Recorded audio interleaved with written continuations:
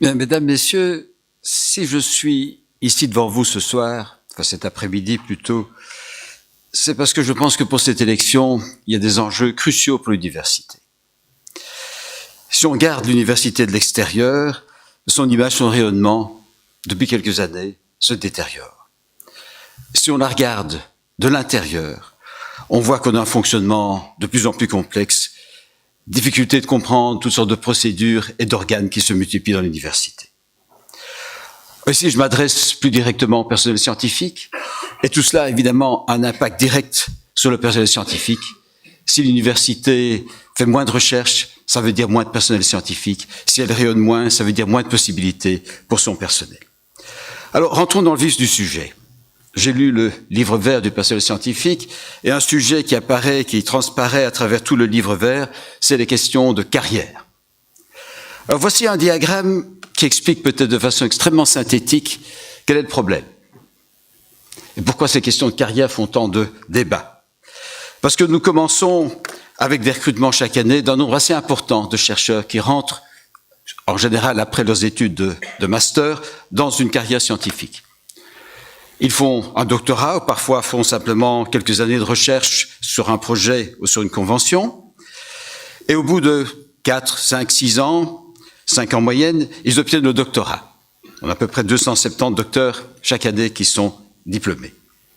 De ceux-là, une bonne partie quitte l'université, c'est des flèches qui sortent.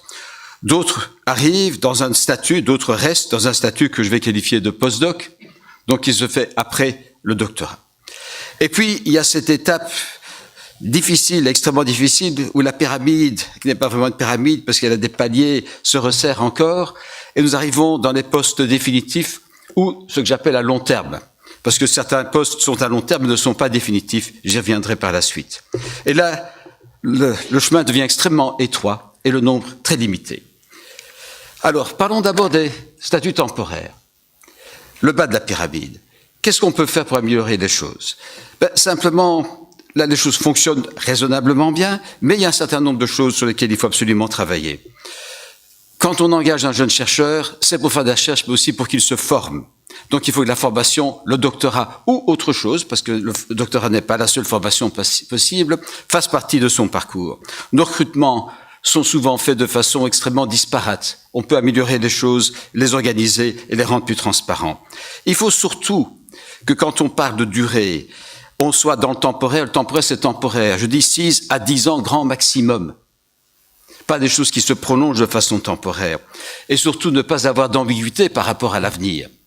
Quand on donne un message, oui, il y a des possibilités, alors qu'il n'y en a pas vraiment, on trompe le jeune chercheur, et ça, c'est tout à fait négatif. Il faut par contre que le jeune chercheur qui a fait un certain nombre d'années dans l'université puisse trouver d'autres possibilités, et donc que son parcours lui donne des compétences tout à fait valorisables, ce qui est assez largement le cas. Alors, venons-en maintenant à ce rétrécissement. J'ai fait quelques calculs que je vous montre ici. Si vous regardez ce qui se passe, j'ai pour les différentes catégories de personnel le nombre de personnes qui actuellement sont dans l'université. Si on divise ça par la durée moyenne de la carrière, que j'estimais à 30 ans, eh bien vous avez le nombre de personnes qui peuvent entrer dans la carrière chaque année si le volume total reste constant. Vous voyez que ces nombres sont extrêmement bas. Donc j'ai ajouté d'abord ce qui est sur le budget ordinaire plus les FNRS, on est à 9 par an. Ensuite, les financements extérieurs, là j'ai une estimation du nombre de chercheurs à long terme dans l'institution depuis donc un certain nombre d'années sur des contrats extérieurs, des financements extérieurs, et on arrive à un nombre tout à fait comparable de 8 par an. J'ajoute à cela les académiques, où on est à peu près à 510 équivalents temps plein, avec un flux de 20 par an en moyenne. Évidemment, ce sont des moyennes, ça peut varier d'une année à l'autre, suivant l'âge exact des personnes et l'âge de la retraite, mais c'est une indication de ce qui est possible. Alors, qu'est-ce que nous pouvons faire par rapport à ça? On peut imaginer des transferts d'une catégorie à l'autre, mais évidemment, le volume total sans financement additionnel très important ne va pas changer. Donc, il faut d'abord gérer rationnellement ce que nous avons. Et ça veut dire quoi? Ça veut dire gérer tous ces postes permanents dans leur ensemble. Avoir, en fait, une planification et une clarté par rapport aux postes qu'on va ouvrir et surtout par rapport à la fonction qui est attendue. Si on ouvre des postes de nature différente, c'est pour faire des choses différentes. Si on veut une carrière, un poste qui correspond à une fonction académique, ça doit être un poste académique. Si c'est autre chose, ça peut être autre chose. Et dans la même optique, il faut aussi uniformiser notre calendrier et nos procédures de recrutement. Il est absurde que certains recrutements soient extrêmement lourds et d'autres plus légers, finalement on décide de façon très différente suivant les cas. Ça n'a pas de sens. Nous allons avoir beaucoup plus de clarté en étant uniformes dans nos méthodes. Le problème lancinant des postes à long terme sur ressources extérieures, je vous ai promis d'y revenir.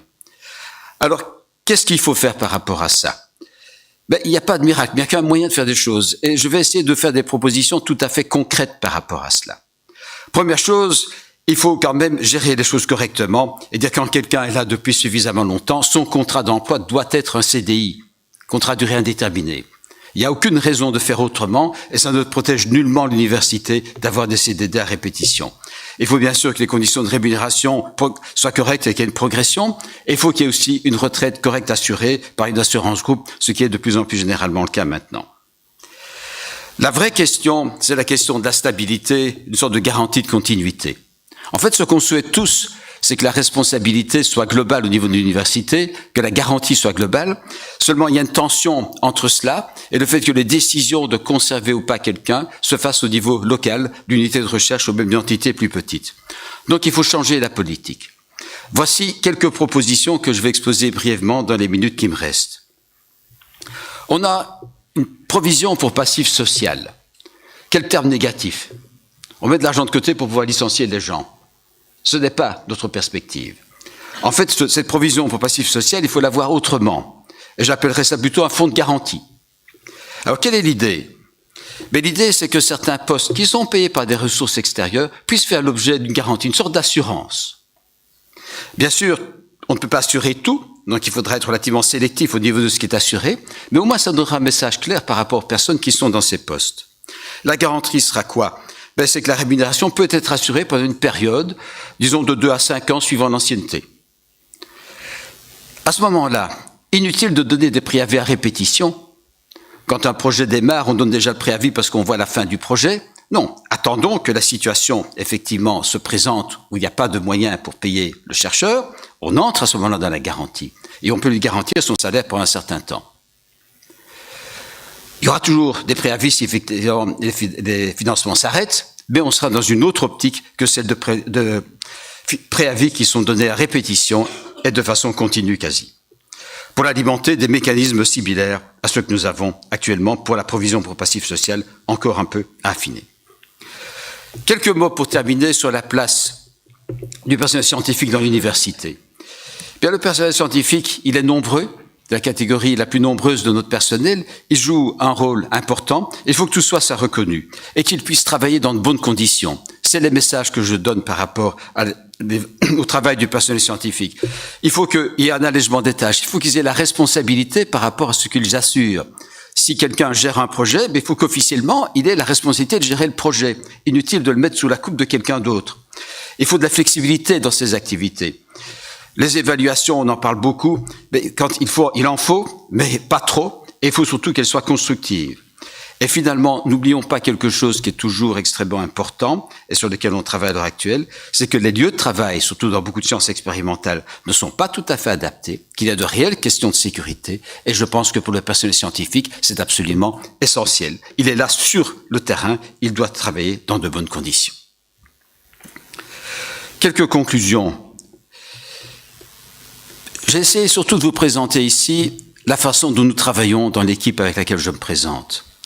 Analyser les situations, examiner quels sont les problèmes, essayer de présenter des propositions concrètes. Nous pouvons le faire, notamment parce que l'équipe est tout à fait opérationnelle directement. L'expérience accumulée, si vous voyez ces personnes, est considérable.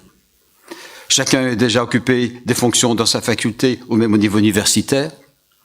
Et nous pouvons directement mettre en œuvre toute une série de réformes qui vont améliorer le fonctionnement de l'université.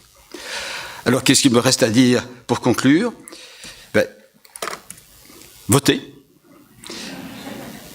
Et nous travaillerons tous ensemble pour l'Université de Liège. Je vous remercie.